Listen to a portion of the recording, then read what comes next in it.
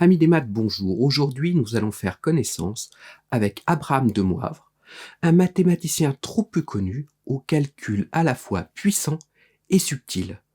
Nous allons étudier plus particulièrement ses apports principaux aux probabilités, c'est-à-dire l'établissement de la loi binomiale et la découverte de la plus mythique de toutes les lois, la loi normale dite loi de Laplace-Gauss. Alors venez avec moi 3 siècles en arrière, sur le chemin des mathématiques.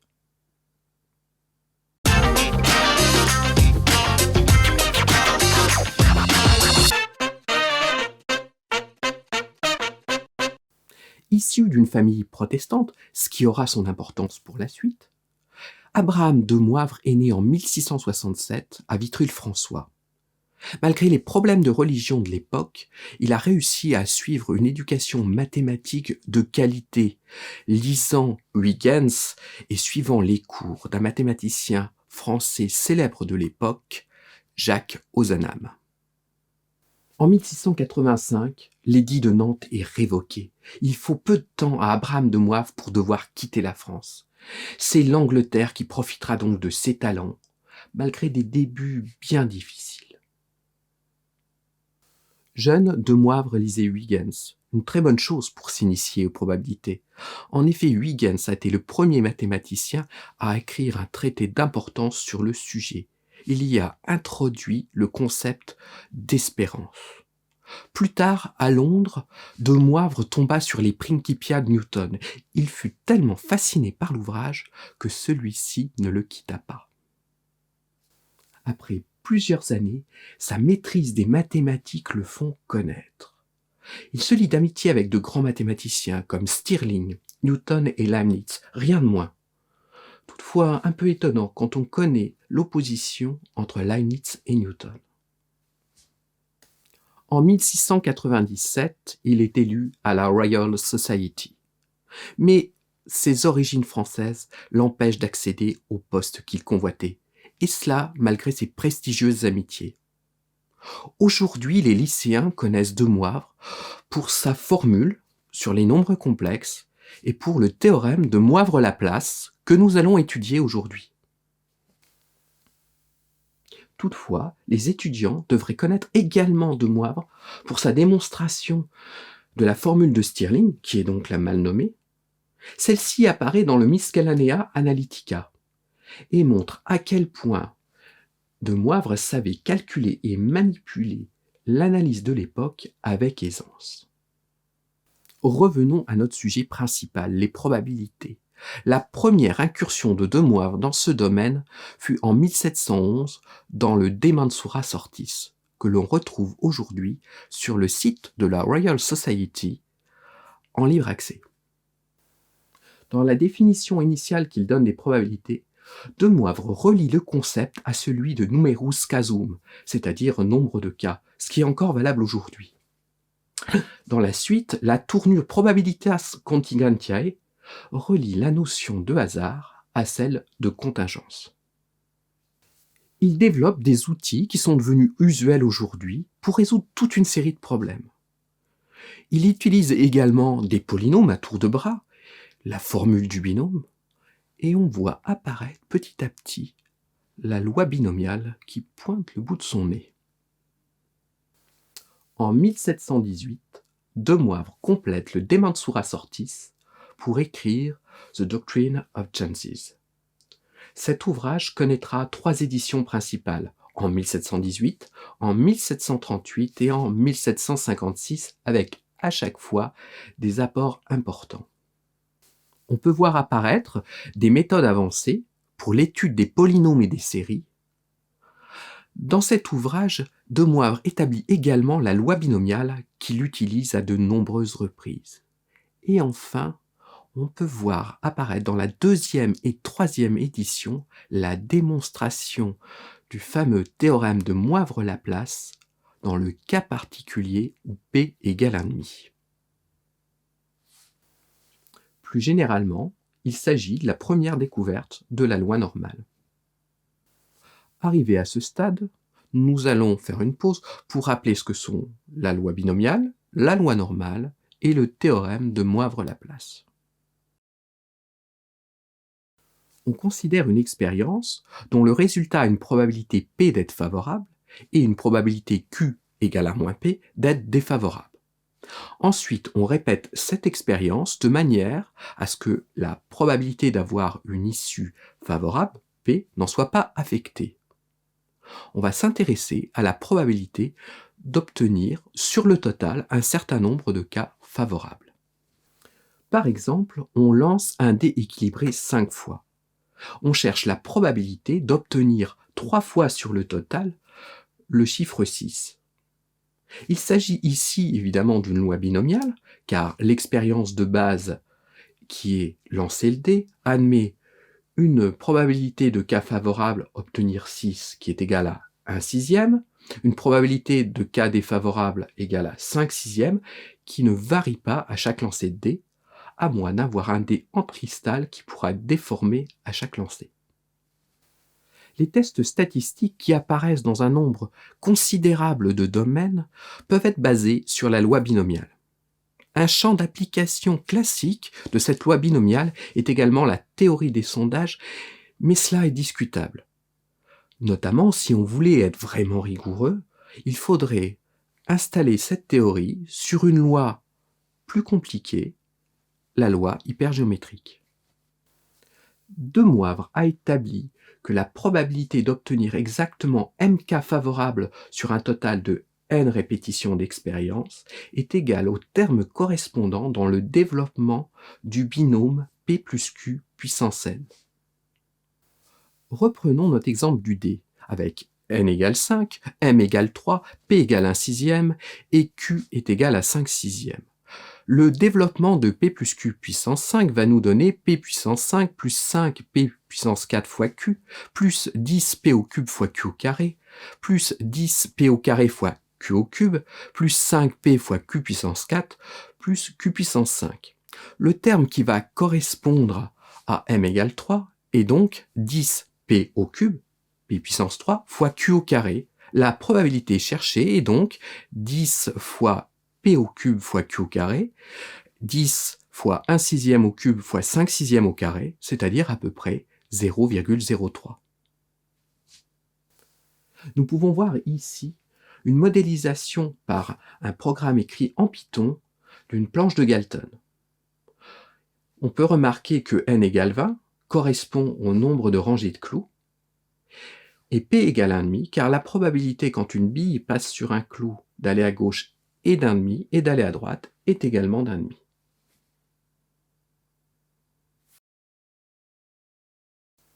On dit qu'une variable aléatoire x à valeur dans R suit une loi normale si la probabilité pour que x soit compris entre a et b va se calculer de la manière suivante. 1 sur racine de 2pi fois sigma, intégrale entre a et b, d'exponentielle moins 1,5 x moins mu sur sigma, le tout au carré dx. Il s'agit donc d'une loi à densité, dont la densité de probabilité est d'ailleurs un peu complexe, mais nous allons comprendre pourquoi. Mu désigne l'espérance de x, bien sûr, et sigma son écart-type. Plus simplement, on pourrait dire que cette probabilité correspond à une aire délimitée notamment par une courbe appelée gaussienne en référence à Carl Friedrich Gauss. Les lois normales tirent leur importance de deux faits principaux. Tout d'abord, elles permettent de modéliser un très grand nombre de situations. Le deuxième point important est le théorème central limite. Dans des conditions positives, évidemment, une somme de variables aléatoires va avoir une loi qui pourra être approchée par une loi normale. Le théorème de Moivre-Laplace est une première expression du théorème central limite. Il permet d'introduire les lois normales. On peut l'exprimer ainsi. Si xn est une suite de variables aléatoires suivant des lois binomiales de paramètres p et n, où p va rester constant et n va être amené à tendre vers plus l'infini, on va poser zn, la variable aléatoire xn que l'on aura centrée et réduite, c'est-à-dire on va avoir posé zn égale xn moins l'espérance de xn et divisé par l'écart-type de xn, ce qui revient à faire le calcul suivant, zn égale xn moins np divisé par racine carrée de npq. sachant que l'espérance d'une loi binomiale est NP et son écart type racine carrée de NPQ.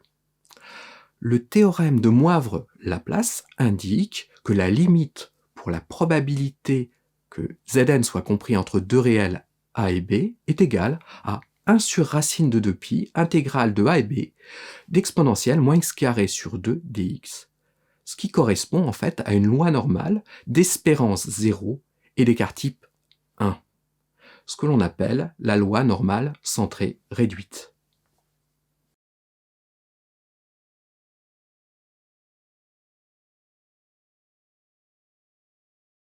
De Moivre a établi dans le Miscellanea Analytica que si n était très grand, factoriel n pouvait être approché par une constante b multipliée par racine de n fois exponentielle moins n fois n puissance n.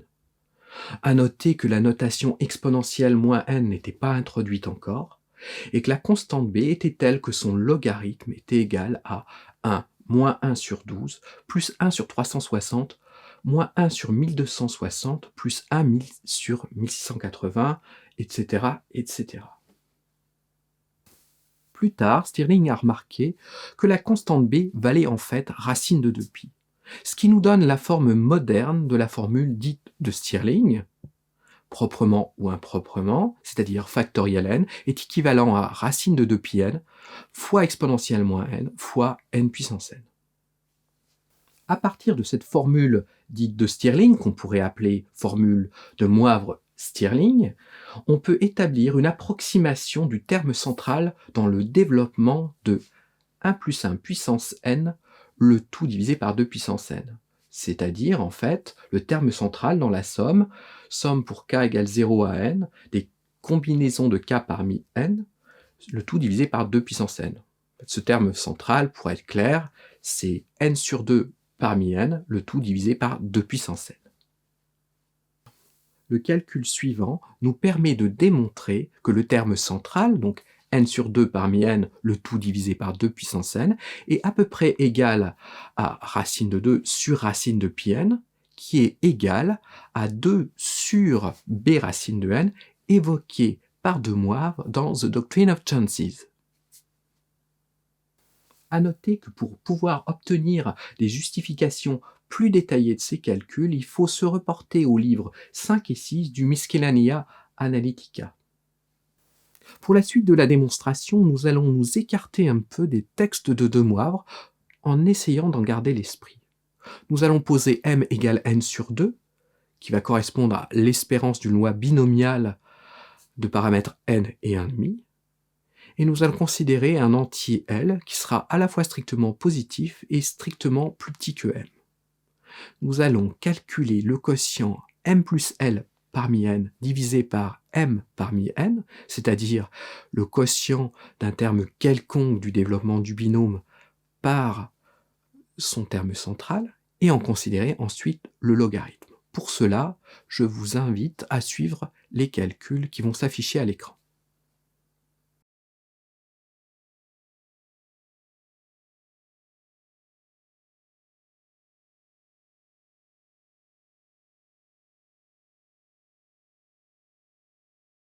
Pour terminer le calcul, nous allons considérer que si x est un réel petit, faible, proche de 0, ln de 1 plus x va être proche de x, ln de 1 moins x va être proche de moins x, et ln de 1 plus x sur 1 moins x, de fait, va être proche de x plus x, c'est-à-dire 2x.